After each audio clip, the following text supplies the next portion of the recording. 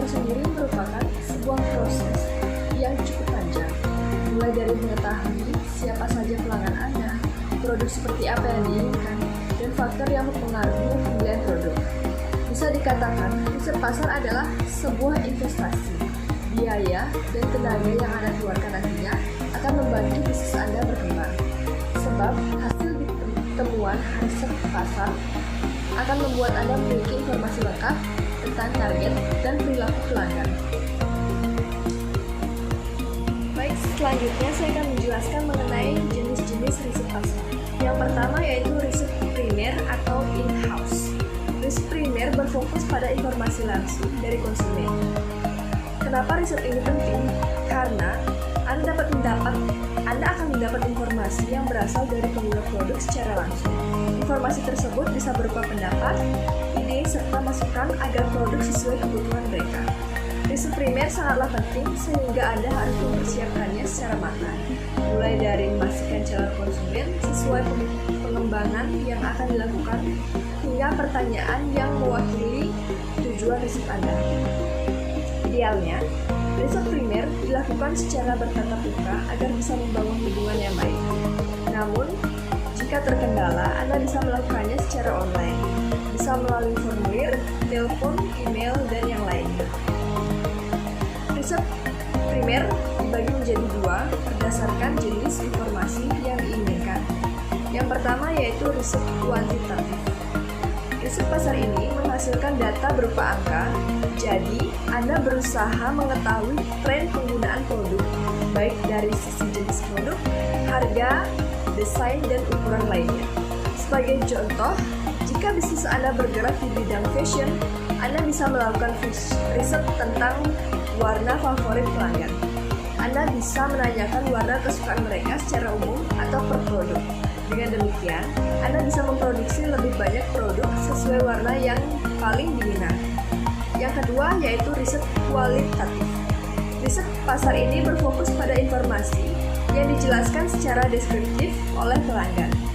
Nantinya, informasi yang Anda dapatkan bisa berupa opini, alasan, pembelian, perasaan, dan pengalaman pelanggan menggunakan produk Anda. Sebagai contoh, jika produk Anda sudah cukup baik, tapi harganya dianggap terlalu mahal, Anda bisa merencanakan perubahan harga. Tentunya, tetap dengan kesesuaian dengan keuntungan yang ingin didapatkan. Bisa juga konsumen merasa desain produk Anda sudah ketinggalan zaman. Artinya, Anda perlu memikirkan bentuk produk yang lebih modern. Untuk memudahkan riset, sertakan pertanyaan spesifik seperti usia, pendapatan, gaya hidup, pekerjaan, pengalaman, atau yang lainnya. Yang kedua mengenai riset pasar sekunder atau derivatif. Berbeda dari riset primer, riset sekunder menggunakan data riset pihak lain. Meskipun kualitas datanya mungkin tidak sesuai kebutuhan Anda, riset ini jauh lebih efisien. Riset sekunder biasanya dilakukan dengan membaca berbagai artikel, riset tren, hingga statistik pasar. Sumbernya bisa dari lembaga pemerintah, media, lembaga pendidikan, atau bahkan dari rilis yang dilakukan komunitor Anda. Contohnya, mendapatkan data dari website riset yang terkait dengan bisnis. Data seperti ini cukup membantu bagi bisnis Anda yang memiliki bisnis fashion, sebab Anda juga mengetahui potensi kunjungan untuk toko online Anda. Contoh lain, Anda bisa memanfaatkan media sosial untuk mendapatkan atau memahami perilaku konsumen lebih dekat. Bisa melalui Facebook, Instagram, atau Twitter. Bahkan ketertarikan mereka pada suatu produk tak jarang dimulai dari engagement di media sosial. Selanjutnya, saya akan membahas mengenai manfaat riset pasar yang efisien. Yang pertama, membuat keputusan yang terinformasi dengan baik. Pertumbuhan organisasi bergantung pada cara keputusan dibuat oleh manajemen. Dengan menggunakan teknik riset pasar, manajemen dapat membuat keputusan bisnis berdasarkan hasil yang diperoleh yang mendukung pengetahuan dan pengalaman mereka. Riset pasar membantu mengetahui tren pasar, oleh karena itu sering-seringlah melakukannya untuk mengenal pelanggan secara menyeluruh. Selanjutnya, mendapatkan informasi yang akurat. Riset pasar memberikan informasi yang nyata dan akurat yang akan mempersiapkan organisasi untuk setiap kecelakaan yang mungkin terjadi di masa depan. Selanjutnya, menentukan ukuran pasar. Seorang peneliti dapat mengevaluasi ukuran pasar yang harus dicakup jika menjual produk atau jasa untuk mendapat keuntungan. Selanjutnya, memilih sistem penjualan yang sesuai. Dengan riset pasar, Anda bisa memilih sistem penjualan yang tepat sesuai dengan permintaan pasar dan menurut produk atau layanan dapat diposisikan di pasar. Selanjutnya, mempelajari tentang preferensi pelanggan. Ini membantu untuk mengetahui bagaimana preferensi atau selera klien berubah sehingga perusahaan dapat mengetahui atau memenuhi preferensi, kebiasaan pembeli, dan tingkat pendapatan. Peneliti dapat menentukan jenis produk yang harus diproduksi atau dijual berdasarkan kebutuhan spesifik konsumen. Selanjutnya, mengumpulkan detail tentang persepsi pelanggan tentang merek. Selain menghasilkan informasi, riset pasar membantu peneliti dalam memahami bagaimana pelanggan memandang organisasi atau merek. Selanjutnya yaitu analisis metode komunikasi pelanggan. Riset pasar bertujuan sebagai panduan untuk komunikasi dengan klien saat ini dan klien potensial. Selanjutnya, investasi bisnis yang produktif. Ini adalah investasi yang bagus untuk bisnis apapun. Karena berkat riset pasar yang baik, mereka mendapatkan informasi yang tidak ternilai. Ini menunjukkan kepada para peneliti cara untuk mengikuti jalan yang benar dan mencapai tujuan yang diperlukan. Di sini saya akan menjabarkan contoh usaha yang cocok dijalankan di saat pandemi COVID seperti ini. Pandemi COVID telah menyeret jatuh perekonomian di seluruh dunia. Mempertahankan usaha di tengah pandemi sebesar ini jelas perjuangan yang berat sehingga perlu memiliki strategi bisnis di tengah pandemi seperti ini. Di tengah kelulusan ekonomi akibat pandemi ini bukan berarti tidak tersisa peluang dan kesempatan sama sekali.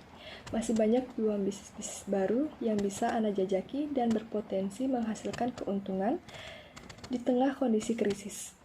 Merintis bisnis yang prospektif juga bisa menjadi jalan keluar bagi Anda yang saat ini secara finansial telah terimbas pandemi. Peluang bisnis setelah pandemi tak hanya pada bisnis makanan dan minuman saja. Bisnis fashion terbukti juga mampu bertahan dan bahkan mengalami peningkatan, terutama penjualan yang digenjot melalui online. Buktinya, salah satu e-commerce mencatat penjualan produk fashion meningkat sehingga 2 kali lipat. Contohnya, brand clothing lokal dan Mailmu.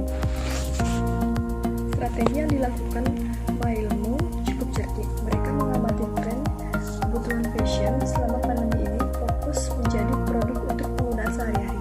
Misalnya sandal, kaos, dan hoodie. Produk pakaian rumahan yang banyak diminati karena konsumen lebih banyak menghabiskan waktu di rumah. Meskipun toko-toko baju offline yang ada di pusat pembelanjaan tutup karena wabah COVID-19, namun pembelanjaan baju tetap bisa dilakukan. Para pengusaha baju kini mulai melebarkan sayap dan menjual bajunya secara online. Hal ini sekaligus memberikan kemudahan bagi konsumen karena faktanya, meski pandemi kebutuhan masyarakat terhadap baju tetap ada. Dengan demikian, pemilik usaha dapat memulai usaha baru dari sektor ini dan menghasilkan profit yang lebih baik dan menjadikan pekerjaan ini sebagai langkah awal dalam keadaan normal baru. Agar kedepannya usaha-usaha ini menjadi nilai tambah untuk perekonomian yang kian lesu pada saat ini. Manfaatkan semaksimal mungkin kehadiran media sosial dan berbagai kanal e-commerce atau marketplace untuk memasarkan produk Anda. Usaha online shop memang sudah dilakukan oleh banyak orang. Namun, sekarang ini online shop semakin marak digunakan oleh khalayak ramai untuk membeli barang. Tidak hanya barang yang diperlukan saja, bahkan kebutuhan sehari-hari seperti obat, frozen food, sayur sudah dibeli secara online. Dengan hanya memanfaatkan handphone dan bertransaksi menggunakan mobile banking, membuat orang banyak berlari ke belanja online. Untuk ide dan peluang usaha online shop ini, Anda bisa menjual barang yang sekiranya sering dicari oleh banyak orang, produk yang sering dicari di pasaran untuk baju, tas, sepatu, casing HP, dan lainnya. Baik, sekian penjabaran saya mengenai riset pasar dan usaha yang cocok dilakukan di saat pandemi COVID seperti ini. Mohon maaf jika ada kata-kata yang salah atau kurang berkenan. Saya ucapkan terima